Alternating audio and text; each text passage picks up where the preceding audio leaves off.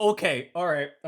In my humblest opinion, hi, my name is August and I review anime visual novels. And if you're loosely knowledgeable about visual novels or arguably cursed hentai, you've heard of the name Euphoria before. So here's me reacting to Sydsnap's infamous reaction to Euphoria after finishing it, in the goal of answering, was it really that bad?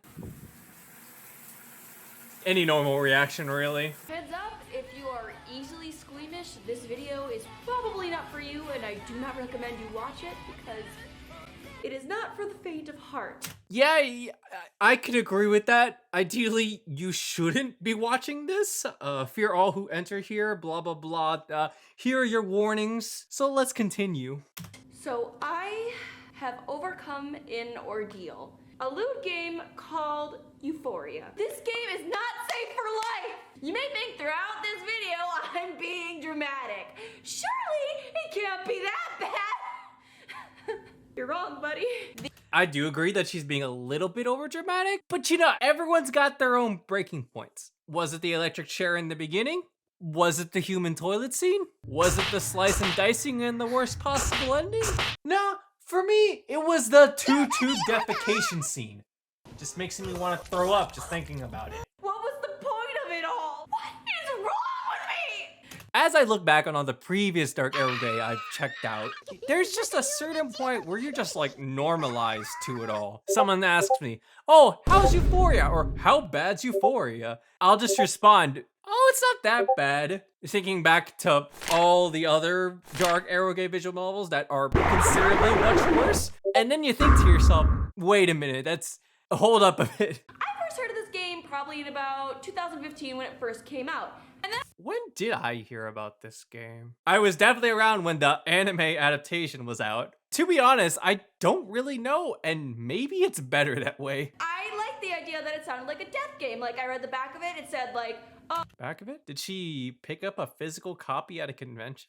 I am curious on what the backside of the Euphoria physical copy looks like. Just how they're gonna advertise the game. the next time I got to see Euphoria was at AX 2018 when I went to the Manga Gamer booth. That makes a lot of sense. Manga Gamer likes showing off all of their adult goods on display. It is arguably one of the main places where you can get physical eroge goods. I would definitely check them out if you're in the area, if you're interested. You know, if you don't mind the odd looks. I was downloading it, and Gart notices and asks, why the fuck are you downloading Euphoria?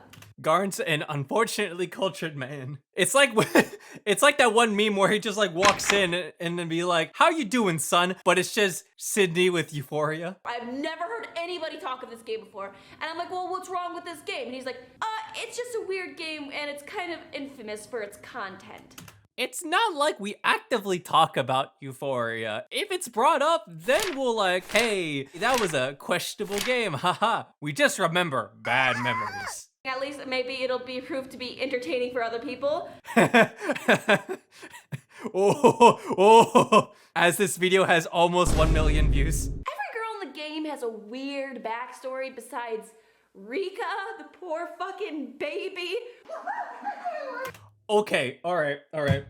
In my humblest opinion, we fucking hate Rika in this house. I can't stand that bitch. She makes me go insane. I actually fucking hate her. Ironically enough, making her such an intolerable piece of shit ended up being the main point of her route. You just want to bash your head in, and I think the main character also thinks the exact same way. Except that he also gets turned on by it, which is, Then they pulled out shit like the human toilet.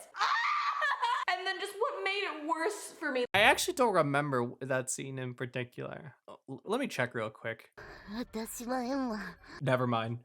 There was puke, a little bit of puke in my mouth, of course, because the way they described it. Here, Sydney, have some chocolate ice cream. Yeah, no. Yeah, no.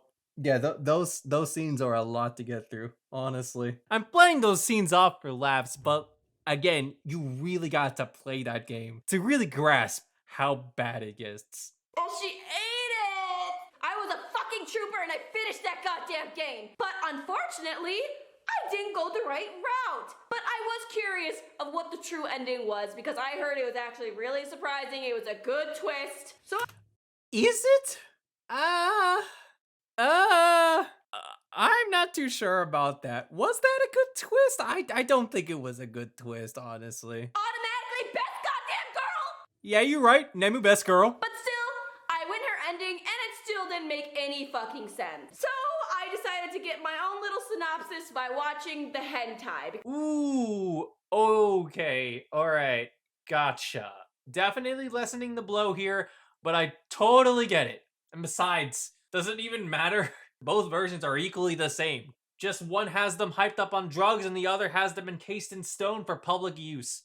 Then again, watching the anime makes even less sense than the actual visual novel. I will say I preferred the hentai just because they could just skip through some of the most disturbing parts. But obviously, So, fun fact, the anime actually has some original H scenes in there. But the one that's the most traumatic, for me especially, is that variation of that two-tube defecation scene I mentioned earlier. Think that, but in a closed circle. And even then, the visual novel still tops this, because you have to watch them throughout the entire process, and you hear their terrified panic screaming through all of that. and one of my all-time favorites, the 2D human centipede. Yeah, that's the one I'm talking about. That is the one I'm talking about right there. But the most shocking twist that weirdly nobody talks about is that this bitch, Renee, is the daughter of the main character. Supposedly there was some cult stuff. I'm not gonna get into it. It didn't make any fucking sense. Yeah, that makes no fucking sense.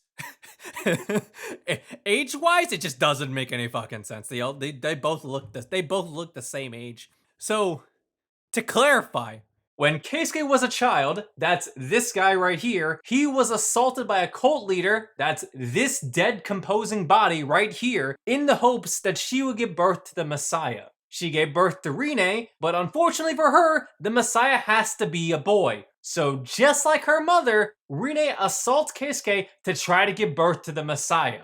Rine's route is all sorts of fucked up. I just went through hell and back, and I can't find a fucking reason why I did it. Okay, let's set a point here.